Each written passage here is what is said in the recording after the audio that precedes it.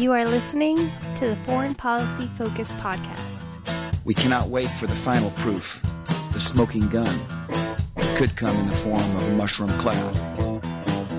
Haven't you driven enough people from their homes already? Bulldoze their villages, seize their property and their laws. They had no part in making it. Now working in Libya with friends and allies, we've demonstrated what collective action can achieve in the 21st century.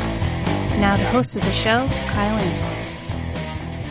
This is episode 423 of the Foreign Policy Focus podcast. On today's show, I'm talking about an Oliver Stone tweet that asks, what's wrong with détente? So I think I have a pretty interesting discussion lined up for today's show. I hope you all could share it. You find the show online at the Libertarian Institute, where the show, along with the daily news roundup that I write, are featured on the homepage of the site. If you're a new listener to the show, make sure you subscribe to it somewhere. And if you're a longtime listener and want to kick in a few bucks a month, you could do that at patreon.com/foreignpolicyfocus. All right, so getting to this Oliver Stone tweet, it's a two-parter. The first part says, and this is the great one, real Donald Trump has done more to hurt Russia than Barack Obama ever did. Yet, hashtag Dems want to impeach him for what? Both sides are nuts. What's wrong with détente anyways? JFK cooperated with Khrushchev to stop nuclear conflict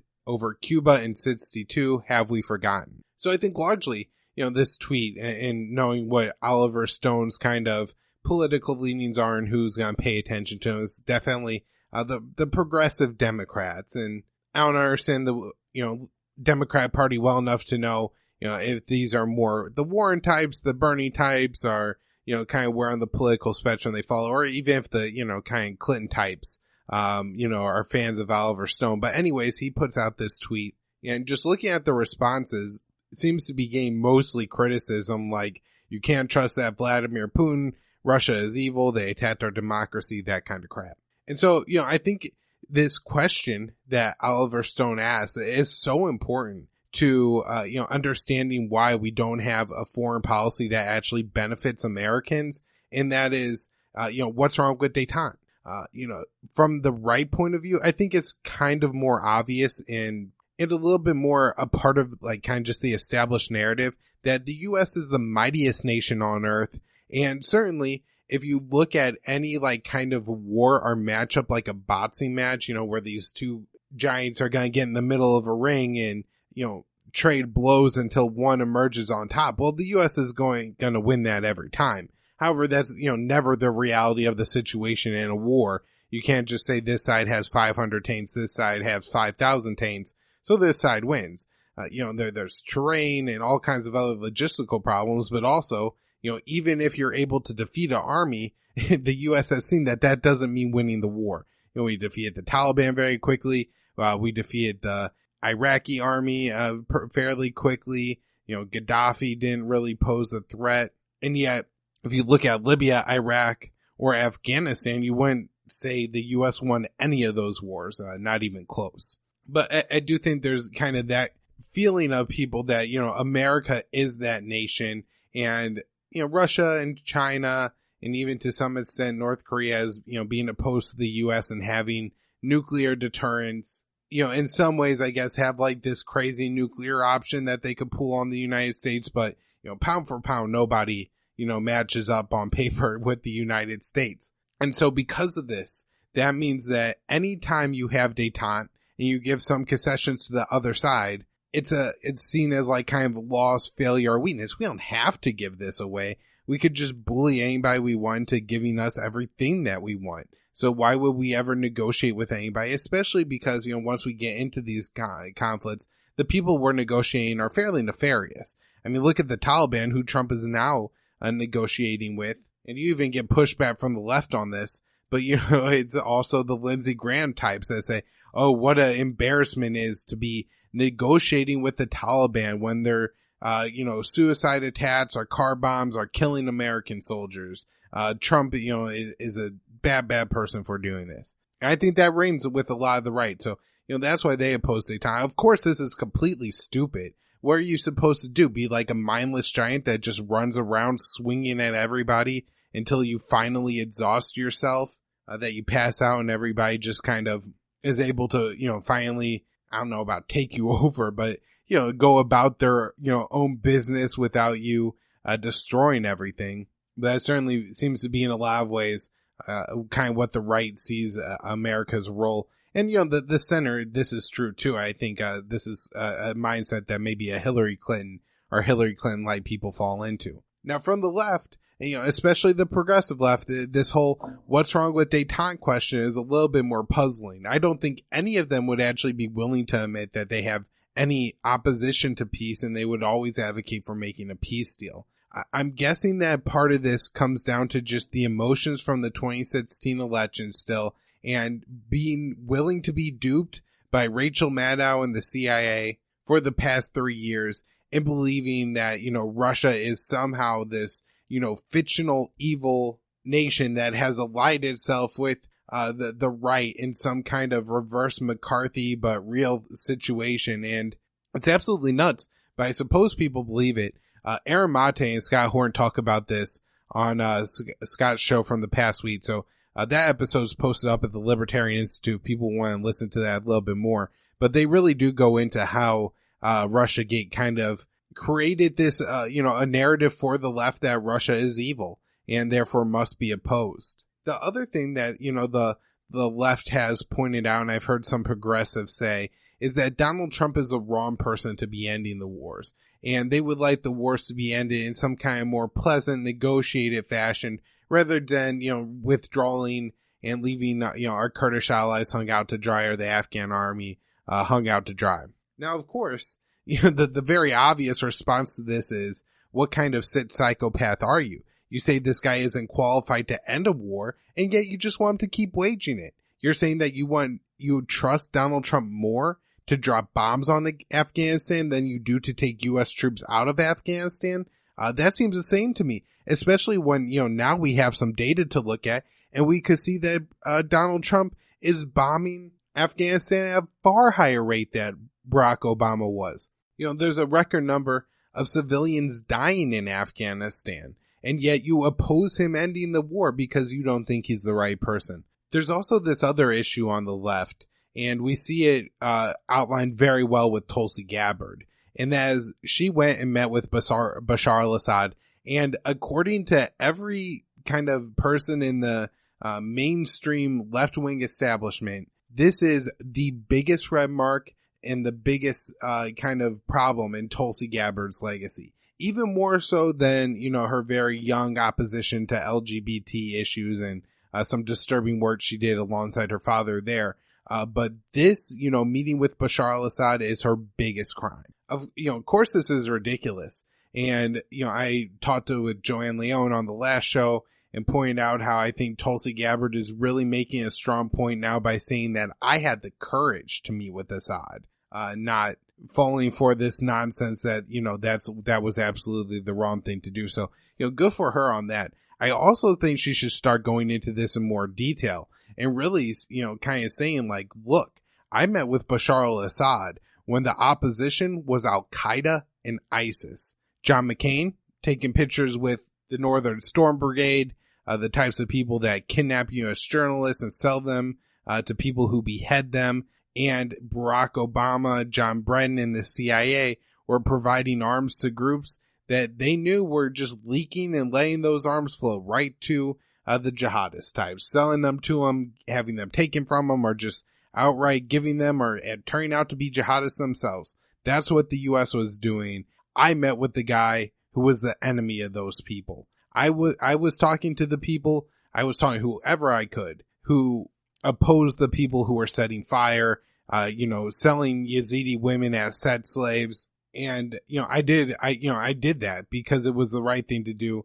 And the real question should be, why were we supporting those groups? And why have you spent the last, 4 or 5 years since that meeting happened, smearing me and not asking the tough questions to Barack Obama and John Brennan about why they gave weapons to those groups? So I don't know. We need to find some way to break out of this whole, everybody hates kind of peace instinctual reaction. But, this is kind of, I guess, just the effective way that the, interest in Washington, D.C. especially, who have, invested money in having this foreign policy continue has just created the culture where the American people, just instinctively allow it to continue.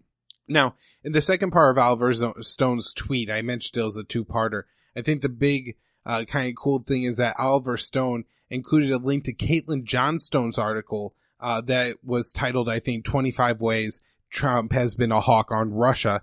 And that article was intended as a response to, I believe it was a CNN piece, but some, just rag nonsense 25 times that Donald Trump was soft on Russia, obviously implying that Donald Trump is some kind of bit of Vladimir Putin in the Russia. So Caitlin does a great job of pointing out all these really important things that have happened with implying sanctions on Russia, especially the economic sanctions that are preventing Russia from establishing more economic ties with Central and Western Europe, the expanding of NATO, deployment of U.S. forces and NATO forces up to the border with Russia, the withdrawal of the INF treaty, something that Russia protested over and over again, saying, guys, don't do this. This treaty is important to, I think maintaining the current level of nuclear weapons and not entering into another arms race. But the Trump administration, while Bolton was on the team, jumped out of that treaty. There's been talks of the U.S. leaving the Open Skies Treaty, another important, which is an important arms control agreement. And also the Trump seems pretty ambivalent towards renewing the New START Treaty, which is the nuclear arms control agreement in place right now that caps the number of nuclear arms that Russia and China are allowed to have. That, along with policies like providing lethal aid to the Ukrainians, are just all kinds of ways that Caitlin Johnstone highlights how, Trump has been very hawkish, and as, Oliver Stone says correctly, more hawkish than Barack Obama, done more to hurt the Russians than Barack Obama. So into some news now. Russia showed U.S. weapons inspectors its hypersonic nuclear missile system. I believe this is like the Avgard system. I guess in a way to kind of show that we still want to maintain the New START treaty and that these missiles keep the Russians in compliance with that treaty. From the U.S. side, I really haven't seen anything about what the U.S. is doing to renew the New START treaty. This could be a real problem. I guess it could just slide through the Trump administration without anybody really doing a whole lot to negotiate it. I believe at one time John Bolton was the guy kind of in charge of negotiating that. That was over this past summer. But, he's since been fired, and I haven't read anything about this person taking up those negotiations. The Pope visited Hiroshima and Nagasaki in Japan and called for an abolition of nuclear weapons. I just, thought this story was kind of important and wanted to highlight it. The Pope is an important world figure, and him going around and calling for an end to nuclear weapons is certainly maybe the kind of thing that could start to, move some real Catholic people towards supporting the abolition of nuclear weapons as well. And not just the people on the left. In the past on the show, I've talked about the Plowshare 7, who went on a nuclear submarine base in Georgia and, did some protests and demonstrations, and now waiting sentencing for 20 plus years in prison for their activism there. But hopefully on the, kind of the religious right too, people will start to take a little bit of notice. Some news on NATO. Turkey is refusing to sign off on NATO defense plan until NATO countries recognize in writing that the YPG is a terrorist group. I can't imagine that the U.S. is going to sign on to this. It would completely upend their Syria policy if they're no longer allowed to provide support to the, kind of group on the ground that we're allied with in the region. I would imagine that even though the U.S. forces withdrew from, the northeastern Syria area, from my understanding, the SDF, the Syrian Kurdish militia in Syria, with the backbone being the YPG, controls Syria east of the Euphrates River, and that Kurdish fighters, were fighting and trying to liberate the areas around Deir al-Zor, which is the area around the oil field. So I don't understand how the U.S. could label them a terrorist group and yet continue to work with them in the occupation of eastern Syria. And to further that, Mark Esper said the U.S. it was either Esper or CENTCOM General Kenneth McKenzie said that the U.S. was going to restart operations against ISIS in eastern Syria in the next week or two. And so I would certainly imagine that those operations are going to be joint with the Syrian Kurds. Turkey said that it's not going to integrate its S-400 missile system into NATO's air defense, which is something that, the U.S. is saying that's why you had to buy the Patriot missile defense systems rather than the Russian ones, because you can't integrate them. Turkey said, yeah, we're just not going to do it, and bought the S-400 systems anyways. This is kind of coming to a head as these, air defense, missile defense systems are set up and go active. The U.S., that was kind of the red line they drew for Turkey. They say, if you turn them on, then we're going to have to sanction you. So be interesting to see if the U.S. responds at all by sanctioning Turkey here. Major NATO meeting is coming up. It's going to celebrate the 70th anniversary of NATO. And of course, Macron recently said that NATO was brain dead. So there's all kind of tensions coming into this. Some NATO countries are working on a plan that is supposed to appease Trump by upping the amount of money that's contributed to the NATO budget, which I believe is about $2.5 billion a year. So the U.S. has to pay less of that. The U.S. will go from paying about 22% to paying 16%, and other countries would step up their donations to that. That's because Donald Trump has been complaining since the beginning of his presidency that Europe isn't doing enough to contribute to the NATO budget, and they must pay more.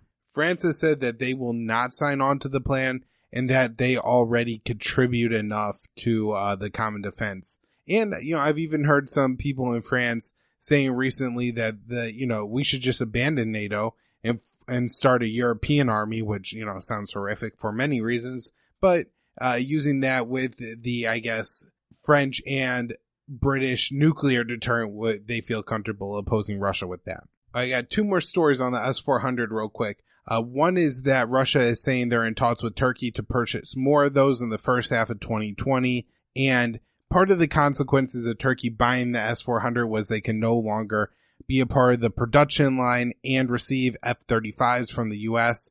And so Turkey is now talking about producing their own fighter jet in-house. So there's some news around war crimes. Donald Trump put out a tweet pardoning two and restoring the rank of one U.S. war criminal. Two of these, U.S. military members were part of the special forces. I believe a Green Beret and a SEAL. And then the other one was an enlisted man. Two of them had murdered people. I don't believe the third did. But, two of them were actually convicted and needed to receive pardons, where the third was just convicted of a minor crime. This is Eddie Gallagher, of taking a picture with an ISIS fighter that he murdered. And was convicted for taking a picture with a dead body. This has created some pushback among the military. They're not exactly happy with Trump undoing their decisions, to punish these people for committing crimes. The Secretary of the Navy, Richard Spencer, I guess had some issues. There's a really good Mark Perry on this at the American Conservative that I'll link to in the show notes page for everybody who wants the little details. But essentially this ends up with Secretary of the Navy Richard Spencer being fired by Mark Esper for not just going along with the U.S. plan here, or the Trump plan, to pardon and remove these, restore the rank of these war criminals.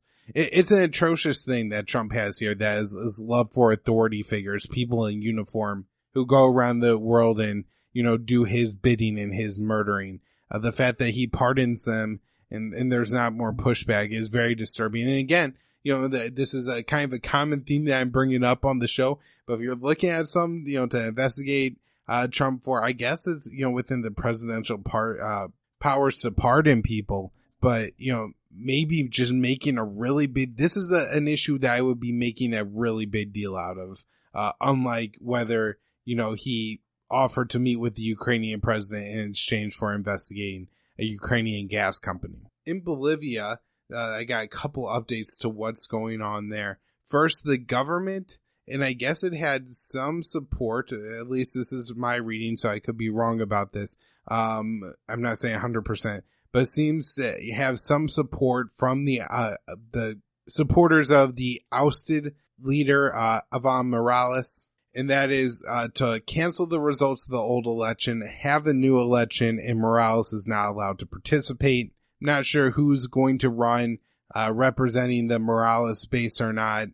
This is, I believe, the Movement Towards Socialism Party. That's the opposition there. So that was, I guess, at least a step towards having some kind of peaceful resolution here. I also know that a lot of lawmakers have been ousted and intimidated. So if, this law was only passed with the consent of some opposition members who are either maybe replacements or bullied into making the decision or threatened into making the decision, then this could be fairly illegitimate. There was also apparently an agreement made between protesters to remove blockades and places where they have blocked the road, and in exchange the military was supposed to withdraw from their areas. The UK is refusing to hand control of the Chagos Islands. Those are off the east coast of Africa in the Indian Ocean there, to Mauritius. These islands were taken from that country. The indigenous population was replaced. That way the United States could take it over and use it as a base. Diego Garcia, a UN court ruled that the UK had to give it back, and as of now, they're not going to do it. A couple stories in China and their claimed territories. Taiwan, which maintains quite a bit of independence, is going to have an election soon, and the U.S. is accusing China of trying to interfere in that election. In Hong Kong, a somewhat less autonomous area of China, the pro-democracy parties, these are the parties represented by the protest movement, won a majority in council seats. Apparently this is a mostly symbolic body. However, it I guess is seen as a representation of the Hong Kong people. And certainly, pro-democracy and these people having, more autonomy from mainland China seems like a good thing to me. And so long as the U.S. isn't involved and they could continue to make steps and hopefully towards a peaceful, but a more independent Hong Kong, good for them.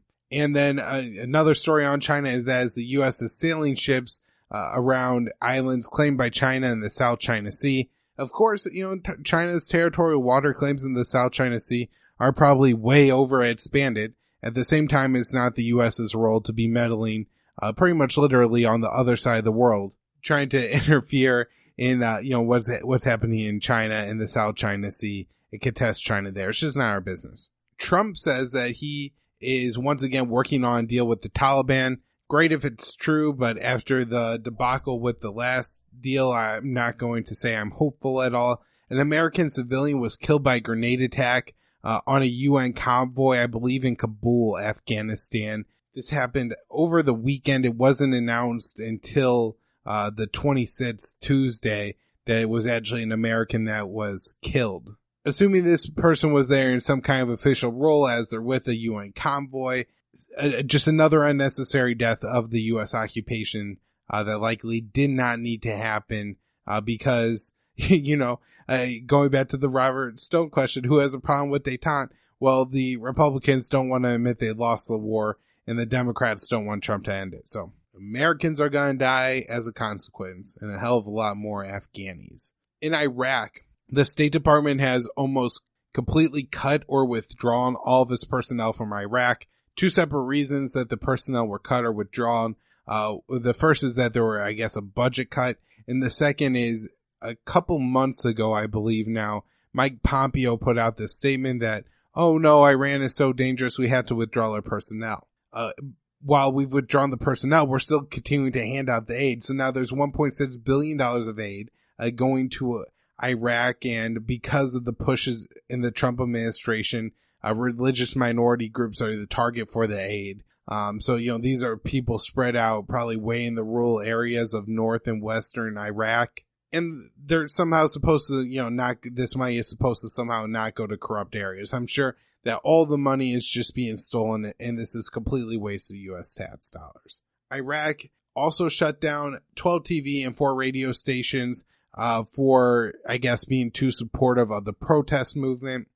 Last up, I'll finish up today's show with Libya, where U.S. officials met with strongman Khalifa Haftar. He's the field marshal in control of about 2/3 of the land area of Libya, at least. Mostly the east and the south of the country. needs a couple cities in the west, including the capital of Tripoli and a militia powerhouse, Marista, to really gain and I guess round out control of the country. It's been fighting an offensive against that, especially Tripoli, for a few weeks now. Recent airstrikes in Tripoli by Haftar's forces may amount to war crimes, as apparently they're targeting food factories at this point. But the U.S. met with them. It's kind of, I guess, interesting to see how the U.S. policy is developing here.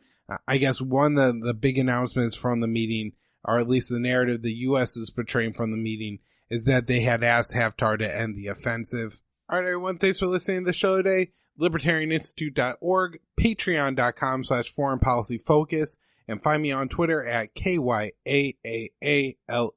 Thanks.